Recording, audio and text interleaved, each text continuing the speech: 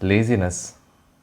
We'll be talking about what is laziness, the main causes of laziness. Are you too lazy to exercise? How do you find out if you are lazy? The secret to finding your motivation and what can push you towards actually achieving greater consistency in the gym. The secret behind willpower. Is there really a secret, or is there some other hack that people don't tell you? Uh, Next, what about if you are mentally tired? Is there some kind of a hack or trick you can use to push yourself when you are mentally tired? Is there a way to become less mentally tired? And finally, the main thing is going to be hacks to get your workouts done. Whatever you need to get your motivation done, to get your discipline in place, I'll be talking about everything you need broken down into 4 categories. The 4 categories will be really helpful for you, and that's going to help you. So, starting off with, what is laziness? So, laziness is defined as the quality of being unwilling to work or to use energy. Some people call it as idleness, or just being lethargic, lying about, not really doing anything productive. And we often say that lazy people are the people who are least inclined to do any work or anything productive with their time. We normally observe them just lying about, doing nothing, playing with the phone, talking to friends, watching movies, relaxing, and we assume that they are lazy, but there are other reasons that they might be acting this way. So, do you feel that you are just lying about doing nothing? Or do you feel that there's something more to it? So, the two main causes of being lazy or feeling lazy, there are two main causes. The first one is low motivation levels, and the second one is depending on motivation to get things done. So, if you have low motivation levels by default, or if you think that only having motivation in place is going to get you set up to succeed, you are going to be unable to complete your workouts or show up to your workouts over and over. Now, a lot of studies have been done on motivation, and what they have concluded is pretty straightforward. There's no big secret here. It tells us very clearly that decreased level of motivations happen for a couple of things. The first thing is that too much of stimulation and excessive distractions or impulses. An example of that is if you have your mobile phone, you keep getting notifications the whole day that someone has messaged you on WhatsApp, Instagram, Facebook, Twitter, or wherever your notifications come up on, you are going to be looking at your phone the whole day. And each time you get a notification and you click on the app to see what really happened, you are kind of stimulating yourself, and you get a lot of instant gratification from using all these apps. So what happens is there's an increase in the level of dopamine. The more dopamine that is released, the more intolerance you have for something productive and rewarding that may really help you. So think of it this way: if you get more used to short-term instant gratification, you will not be able to appreciate anything much longer term. So this is going to be really bad for you, especially if you are someone who would benefit from exercise or being more active, because you are going to spend all your time trying to play with your phone, getting instant gratification, getting all the dopamine rush you need from just playing with your phone, rather than spending time going to the gym, working on yourself, planning your meals, and working towards a goal, something that can be achieved with discipline and consistency over time. So these are the two main reasons for laziness. Now, what can you really do about this? So what I suggest you do about this is, first thing, reduce your dependency on social media apps or your cell phone. Stop looking at it the first thing you wake up in the morning. Stop looking at all your messages, browsing through all the group notifications. If something was really important, people would probably call you and tell you. So don't worry about it.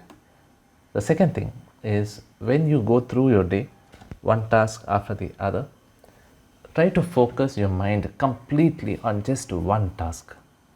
You should not be switching between tasks every 10 to 15 seconds. If you keep switching from one task to another, you are never going to be finishing any of the tasks you had in mind, or you may just finish a small fraction of what you actually planned to. And the third thing that can help you deal with this insane amount of dopamine and instant gratification is to have a fixed routine and stick to it. You wake up, you probably brush your teeth, you go to the loo, maybe you have your coffee, drink a bottle of water, then you have your breakfast and you go to the next thing, and so on. So have a fixed sequence in which you do things, and do not have a complete random way of going through your day. So having these things in place will make sure that you are not getting too addicted to dopamine rushes.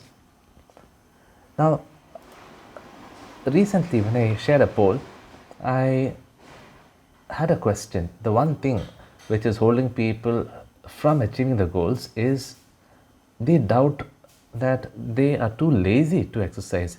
And it wasn't even a doubt, they kind of stated that it was very clear to them that they are too lazy to exercise, and they are actually holding themselves accountable for this perception.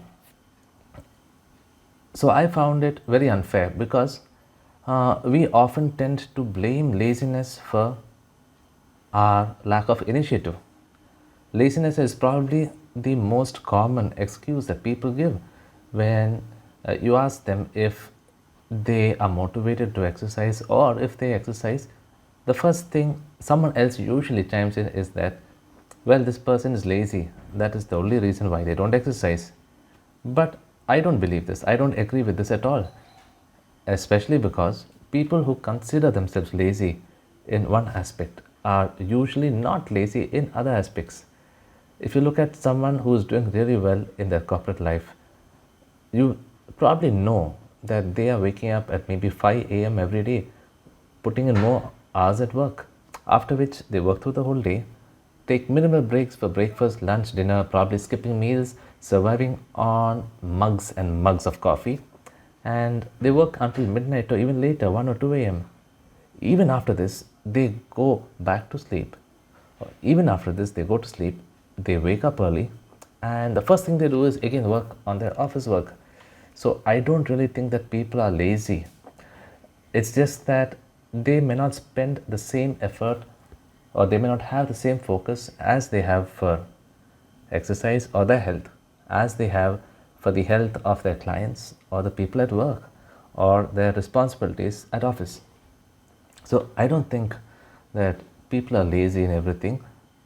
People who are lazy in one aspect of their lives are most probably not lazy at all in other aspects of their lives.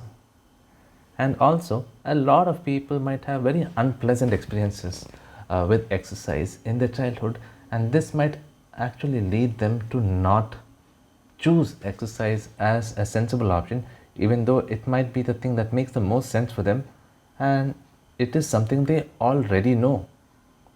If you think you are lazy, I would like you to ask yourself this one question: are you really lazy in all aspects of your life, or is it only in the health department that you do not pay yourself enough attention?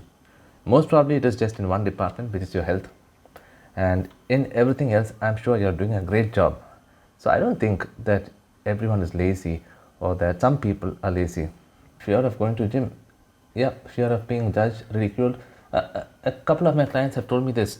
When they were overweight, they tried going to the gym a couple of times, and the one thing that made them feel most embarrassed was when people came forward and shared advice completely unsolicited, or with no one asking them for advice.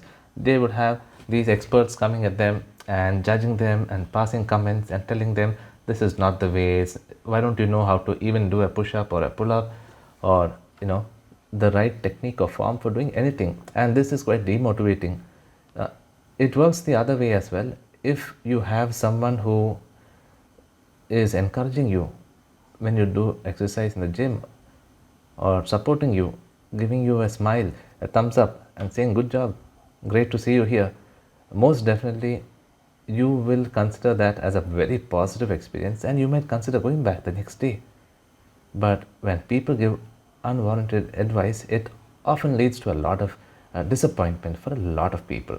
Here are 3 questions which you should ask yourself in case you feel that you are lazy or you are someone who is not capable of putting in the effort. The first thing, if your parents' lives depended on it, would you go to the gym?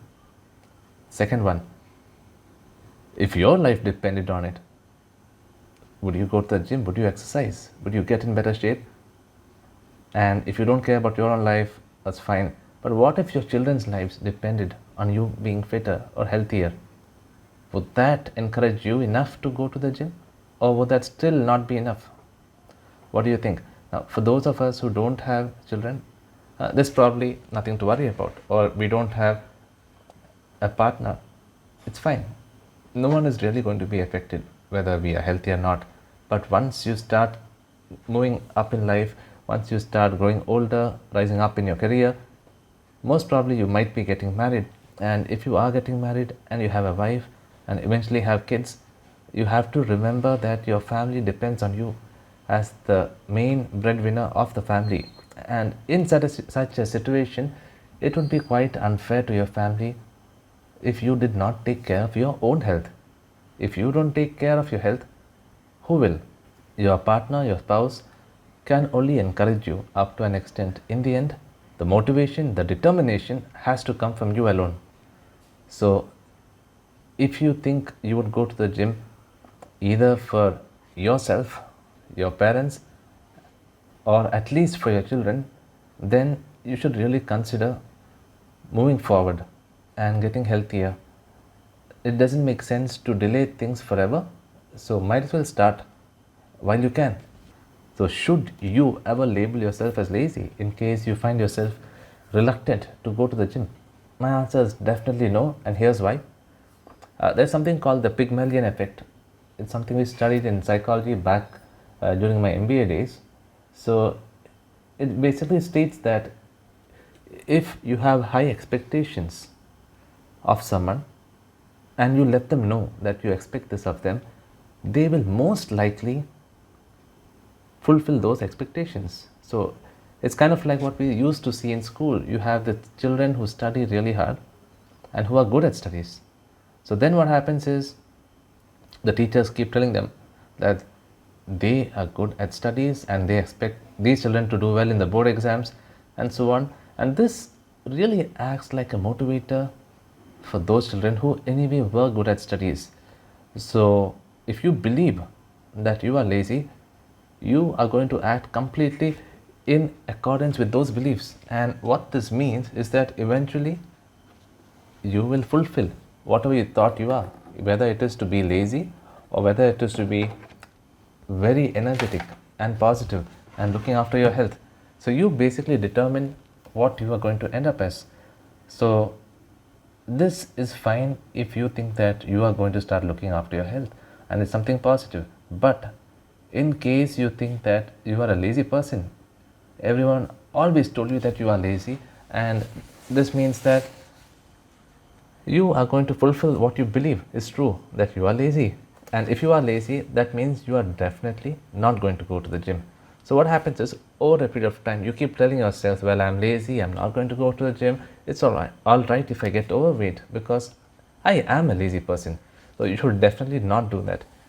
Don't think that you're lazy. That means you are going to end up lazy and not do the actions of someone who is not lazy. So it kind of sets you up to fail. If you feel that you are not giving yourself enough importance or giving your health enough importance, what I would suggest you do is to understand you are not set up for success. There's probably a lot of things which are not in place, and that is the only reason why you haven't started yet. There's nothing wrong. All you need to do is get sorted with the basics, and then you can get started.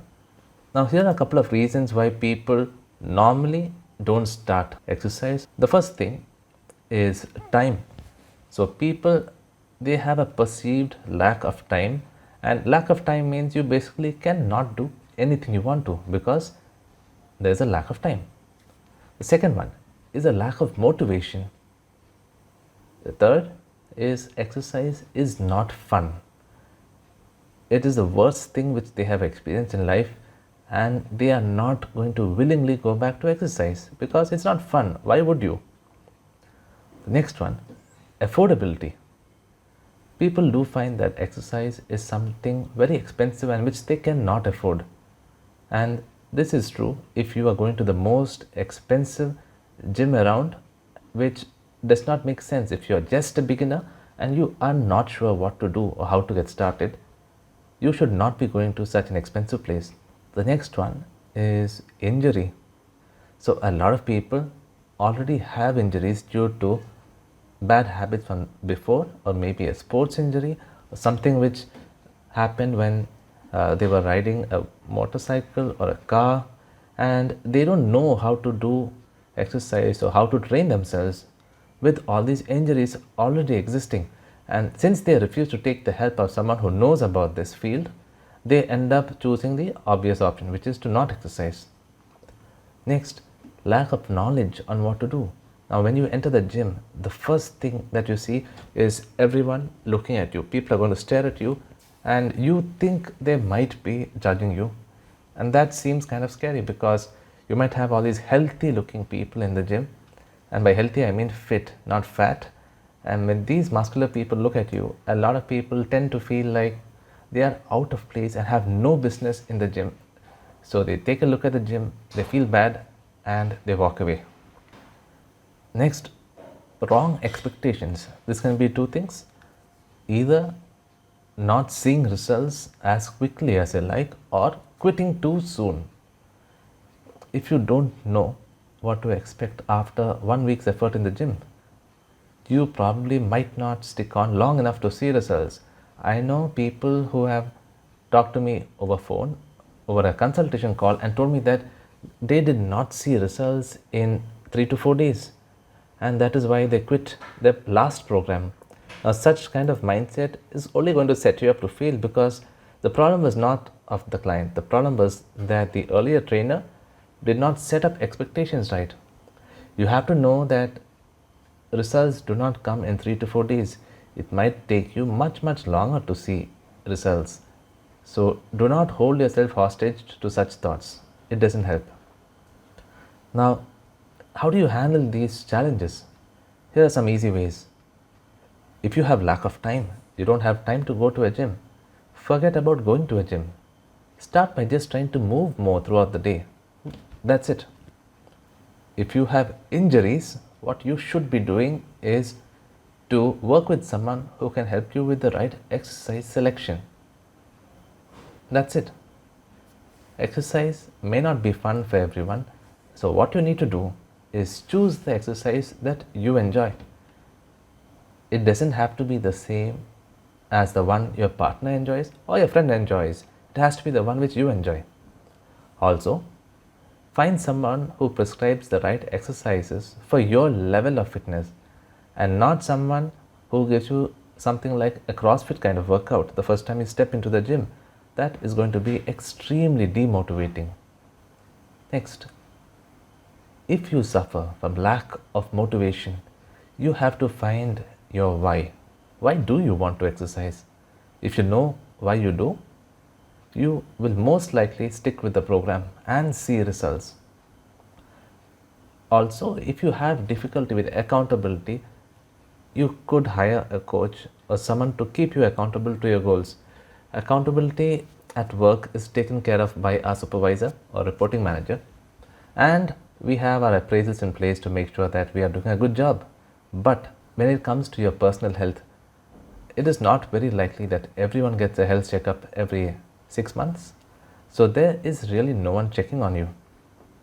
Most probably your friends your age are also going to be overweight, so you cannot really expect them to keep you in check. It's not their job to. Their job is to meet you, have a few drinks and have fun. It's doubtful your partner is going to pass comments about your physical appearance.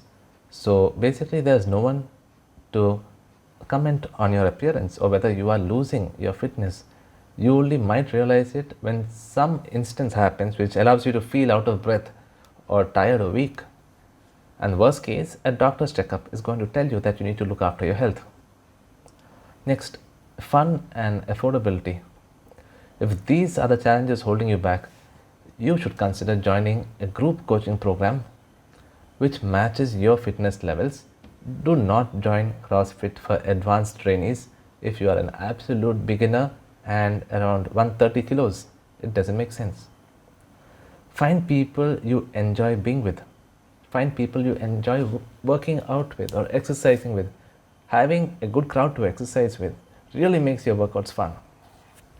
If you suffer from injuries from your school or college days, you should definitely work with a coach who can help you work through those injuries. There are a lot of prehab exercises and rehab exercises that can help you with your existing injuries and conditions. So work with someone who knows about it, and that will definitely help you. In case you are not seeing results in spite of spending quite a long time with a program or a meal plan, then what I would suggest is to work with someone more knowledgeable than you. Work with someone who has got results for clients similar to you in the past. That will be really helpful. Don't try to always do it yourself, because eventually we all need help to go to the next level. Now, let's come to how you find your why. A lot of people say that they're not able to find motivation. Well, motivation is not going to help you get your results. Keep that in mind. You need to find discipline and you need to find your why. Why are you doing this? So here is a simple exercise to find your why. You first state what your objective is. Say that you want to lose 15 kilos. You start with, why do I want to lose 15 kilos? Is it so that I can fit into my old medium-sized shirts? Or is it because I don't want to be embarrassed when I have to go to a swimming pool and I have to wear an oversized shirt and people might look at me in a strange way? If you gave one of these reasons, you again write down why. Well, why do I want to fit into my medium-sized shirts like 10 years ago? Maybe it is so that I feel more confident than what I am feeling today. And if you do want to feel more attractive and confident, again ask yourselves, why do you want to feel? What would confidence do? Now you try to answer this question. So now you might say that I would like to feel more confident so I can be more happy with myself and do things I know I'm capable of. So as you see in this example, you keep asking yourself why. This will help you get to what is your real motivation. You probably want to be happier with yourself and how you look and how you feel in your day-to-day life. You probably want to have the confidence that you did 15 years ago when you were young, fit and looked amazing. So now that you have found your why, this should give you all the motivation you need. Now remember, until you find your why, you are going to find it very tough to actually show up for your workouts. So find your motivation and keep reminding yourself of that every week. But discipline is what will keep you coming back even when you don't feel like it. 8 reasons why people might hate exercise, and this might be even you. Starting at a young age, when we are in school, a lot of us are exposed to exercise, and you probably did not have a great gym teacher. Sometimes what happens is our siblings, parents might be too critical of our performance or of us playing any sports. We might have been slow, clumsy and so on, and they might have teased us about it. Well, one bad experience as a child can be quite demotivating, and I fully understand if that has happened to you. It would leave you feeling like anything to do with exercise is going to be a bad experience, and I agree with you. It is. The third reason is you might feel self-conscious because when you wear a particular outfit, it might draw attention to your body in unwanted places. And when that happens, you are going to hate exercise because probably your gym clothing is not very pleasant to look at because of the shape of your body. Maybe you bought something which fits too tight. So in that case, you will not like your experience of going to the gym. Next, you might feel out of breath when you go to the gym because it is too challenging for your current level of fitness. In school, we had the concept of selecting teams where each captain would pick certain players for one team or the other. Now, if you were like me and I was not very athletic, I was quite a skinny fellow, so I don't ever remember being picked as the first, second, or third player for any team. I would always be the last or one of the last few because you have to be physically strong or really good at sports to be picked first. So if you are one of those kind of kids, it's very likely that you did not prefer going to the gym or exercising because you never were the first choice anyway. Sometimes some of us feel anxious when our parents watch us or our friends watch us playing, and we really don't enjoy the pressure of people looking at us, waiting for us to score a goal or perform well at a sport. So that might be a bit off-putting for some of us. Finally, exercise might have been a form of punishment back in school. I remember in my school, we used to be punished with exercise quite often. In case our class used to be caught for talking loudly, the whole class collectively would talk quite loudly. The PT instructor used to come and ask all the boys to come out and do push-ups, which seemed very weird. I found it to be very unfair because it was only the boys who ever got caught for anything and only the boys got punished. So it was weird, but also I did understand that I was not good at doing push-ups. Obviously, I was very skinny, and trying to do push-ups when you're in 8th standard, if you are very skinny and have no history of training, is quite difficult. You just are going to fail at push-ups over and over again. Yeah, I should remember that. It was hilarious because, well, I don't know about others, but I could not even do one push-up properly. It was pretty much hoping that the fit guys could do 10 push-ups and we would all just hold our hands out and act as if we are doing push-ups, but not really doing anything. And our butts would go up and down. And that's about it. We could not really do push-ups, or many of us could not do. The skinny guys could not do push-ups. We were not fit at all.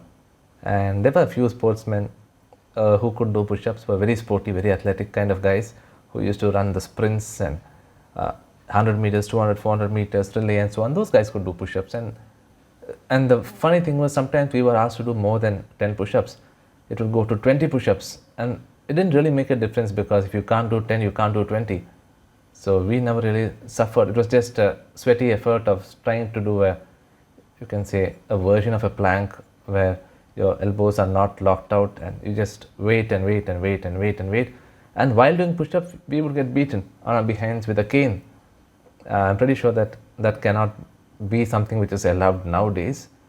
It must be amounting to corporal punishment. But yeah, I won't say those were good days because who likes to get beaten up while you try to do push-ups and fail? Not me. Yeah, so that didn't really leave me with a good experience. I didn't look forward to exercise. That wasn't a great experience. Next, is exercise just about willpower? I say no, exercise is definitely not just about willpower. You can have all the willpower in the world, but that will only take you so far. In the end, you have to be set up for success. Without being set up to succeed, you are going to fail eventually. Next, what if you are mentally tired? A lot of times fatigue feels like physical fatigue, but if you are overworked, if you spend a lot of time on office work the whole day, it is possible that you are mentally fatigued as well. And if you are mentally fatigued or mentally exhausted, then one of the best cures that you can have is doing physical exercise. Once you start the physical exercise, you are going to feel better with time. So it is going to leave you with boosted energy levels and leave you feeling less fatigued than before. So make sure not to go too intense on the exercise, because when you do a bit of exercise, you are going to feel better. Don't let that push you into overdoing exercise and burning yourself out. Remember to give yourself time to recover. What are the hacks to actually get your workouts done?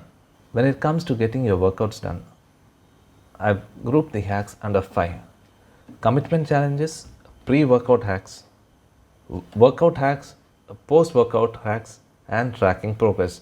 If you get all these 5 in place, you are going to completely have to forget about being lazy, because laziness will not be a challenge if you get all these done. Let me tell you what they are. When it comes to commitment, a big challenge that most people have is finding a reason to stay committed to a program. Why would you stay committed to a program? Well, if you find yourself as someone who is not going to stay committed, what you should do? Here are 5 options.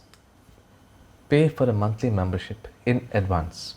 When you pay in advance, you are going to be locked into the program and you are not going to try to quit. Since you already pay the money, mentally you have made the commitment to yourself. Now it's on you to show up for the program, and if you have a nice community of people there, you are definitely going to want to show up as much as you can. So join group workouts. If you join a group workout, you will probably find people similar to you with similar health challenges and determination or commitment challenges. You could also hire a coach for accountability. Now, hiring a coach is one of the best things you can do if you are someone who doesn't stick to a plan on your own. You may be great at doing well in corporate work and your professional life, but when it comes to fitness, it's a different kind of mindset that is required. Corporate work can get done with a couple of hours of focus or even weeks of focus, and the challenge with corporate work is completely different from working out in the gym. So do consider hiring a coach for accountability. A coach will keep you on track, give you a push when you need, and always check in on you to make sure that you will succeed. So try hiring a coach for accountability if this is one area where you struggle. You could also block a calendar slot with yourself. So fix a slot with yourself and let that be on your work calendar, so no one else gets to book the calendar slot at the same time. When you have this in place, your calendar is blocked. You have absolutely no excuse. You need to get enough rest, show up for your workout, and that's it. And also for commitment, the last hack is to build habits on top of your current routine. Do not try to build a new habit at a completely different time of the day.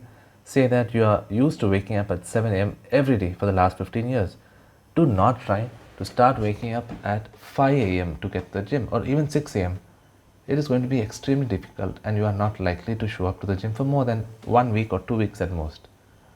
So consider stacking onto your already existing set of habits and not trying to insert a new habit between 2 habits. It doesn't work that way. It is very difficult. You might succeed, but if you do, see how long that goes. Eventually you are going to go back to your previous way of living, and there's nothing wrong with that. Just do the workouts when it makes sense for you and try to build onto a set of habits that already work for you. Next, pre-workout hacks. Now, the workout starts in the gym, but the preparation for the workout starts way before. So if you had a long night of drinking, you are not going to be able to wake up the next day and go to the gym. If you did not get enough sleep because you are working all night on a presentation for your client, you are not going to be able to make it to the gym. So here what I suggest, 3 things you need to do to make sure that you are motivated enough pre-workout. The first thing, get 7 to 8 hours of sleep. If you do not get 7 to 8 hours of sleep, you are not going to be able to feel motivated to work out. You will be exhausted, and if you are exhausted, you cannot expect yourself to show up in the gym all energized and ready. Second one, you need to fuel yourself to succeed. If you do not have sufficient protein and carbs and fats, you will not have energy to make it to the gym. A lot of people cut out on carbs completely, go completely low on energy, and then complain about not having the motivation to show up. But it's not really a question of motivation, it's just that you haven't fueled yourself to succeed. Now, there's a difference between fueling yourself to succeed and eating 1 liter of ice cream. So, fuel yourself to succeed by eating the amount of carbs that you need for your goal and not overeating all the time. So, if you fuel yourself right, you are not going to be hungry and you are not going to be tired. You get enough sleep, you fuel yourself right. And the third hack for you is to lay your clothes out the previous night. Say you go to gym in the morning, have your clothes and water bottle ready for you the next day. So when you wake up, everything is already set. You don't have to go around searching for your clothes, what can you wear the next day, and so on. It should not be that complicated. You should just have to wake up, put on your clothes, go to the gym, that's it. If you work out in the evening, you can do the same thing. Pack your clothes the night before and keep. So there's absolutely no excuse for you the next day. Now, when it comes to exercise, a couple of things which you should do. The first thing is to pick a form of exercise that you enjoy. You have to pick some form of strength training, but in case you are not a big fan of it, go with something that you enjoy. Maybe it's walking, maybe it's jogging. Keeping in mind what your current limitations are, what your current body weight is, what is advisable for someone of your body weight, pick one form of exercise that you enjoy. Stick with it. The second tip for you is to stick to workouts that are not more than 10 minutes long. So when you start with a short workout, 10 minutes, you have absolutely no excuse. The problem which a lot of people have is that they commit to extremely long sessions in the gym when they start. They come with absurd goals such as losing 30 kilos in maybe 3 months or as soon as possible, and the trainer is worried that they are not going to be able to get the results they want, which means they are going to leave. So rather than set them up to succeed in the long term, what the trainer might do is to put them on a diet extremely low on carbs and make them work out 1.5 to 2 hours a day. Now, this works in the short term, but over a longer period of time, clients are going to lose the motivation. You will lose the focus and determination to show up because you are exhausted. And after a few weeks or maybe a month or two of overworking yourself, what's going to happen is you are going to lose the will to come to the gym. So try not to do this. Start with short workouts, 10 minutes. Once you are very happy with 10 minutes, you find it to be easy, increase how long your workout is. Now next, post-workout. Once you finish your workout, you deserve to give yourself a reward. Let the reward be something you enjoy. Say that if you enjoy reading a book, you should make yourself time to read that book on that day. Say it is you enjoy watching a particular TV show. Allow yourself time to watch TV show after your workout. If you associate a reward with your workout, you are definitely going to want to do the workout the next time. Finally, when it comes to tracking progress, here are a few things that you must track. Now remember, progress tracking is not just about the weight on the weighing scale. It is very easy to lose focus of what is important and focus on only one thing, which is the weight on the weighing scale. The weight on the weighing scale is one indicator of your progress, but there are other things which I suggest you track, such as how many days you show up in the gym per week. So say out of 7 days, you aim to go on 6 days, which is way too many days according to me. But say you plan to go on 6 days out of 7, you might actually show up for just 4 days or 5. You need to track how many days you actually show up in the gym over a period of time, and what happens is then you realize that a comfortable number for you is not 7 days or 6 days, it might actually be 4 days. Or track how many days per week you spend in the gym, track your energy levels, track your quality of sleep, the change in your level of confidence, and finally, the weight you lift in a workout.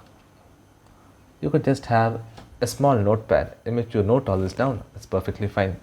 But the aim here is to focus on things other than your body weight as the only criteria for measurement of your progress. When you track your progress as per the days you show up in the gym, your energy levels, the quality of sleep, the confidence, the amount of weight you lift, you realize that you have really come far. Now the weight on the weighing scale may move down by 3 or 4 kilos in 2 months, but your energy levels might be up through the roof. You might be getting much better sleep. Your confidence might definitely be going much higher than before. And if you are doing it right, the amount of weight you lift is going to really go up, and there's no way this will not happen. Coming to a few additional questions which I get asked. A lot of you are working at home. You don't have time to go to a gym because you have small kids. So one common question is, how do I get my home workouts done? There's a lot happening at home. I somehow am not able to get around to doing it. Is there a secret to getting it done? Yes, there is. Here's what you need to do. 6 steps. The first thing is set an alarm and block your calendar out. So block your calendar with a meeting to yourself, and it should say exercise, right? The second one is to prepare your clothes and water bottle ahead of time. Third one is to switch off your computer. Put on your do not disturb status if required. Number 4, turn on your workout music. If you don't have a playlist, you should have one, and it must include your favorite songs and nothing else. Number 5, have a routine already fixed, or select a video ahead of time and keep that ready for you to work out. Number 6, have a caregiver look after your kids, or if there's no one else and your spouse has to look after your kids, do let them know ahead of time. Let them know the previous day that maybe 7 to 7:30 is your exercise time, and you would like them to look after the child while you exercise. Most spouses will definitely support you while you do this. Just make sure you don't make it a 1.5 hour exercise session, because then you are not going to be welcomed home or after this. So 6 things you can do to get your home workouts done. Set an alarm and block your calendar with yourself. Prepare workout clothes and your water bottle in advance. Switch off your computer or put it on do not disturb. Turn on your workout music. Have your routine fixed or a video to follow along with. And number 6, have a caregiver look after your child or children during the time of your exercise. Now finally, coming to 3 ways to keep up your motivation to work out. There are a few things you need to track: your success and progress, energy levels, quality of sleep, confidence, the amount of weight you lift, and finally, remind yourself of the benefits in store if you keep going with the current level of focus and determination. If you can keep all this in mind and you keep reminding yourself why you are working out, you will definitely continue, and laziness is not going to be a problem for you anymore. So thank you guys for joining. I hope you had a great time listening to this session, and reach out to me. Drop me a DM on Instagram in case you have any questions or if you need help getting started. Until next time, bye.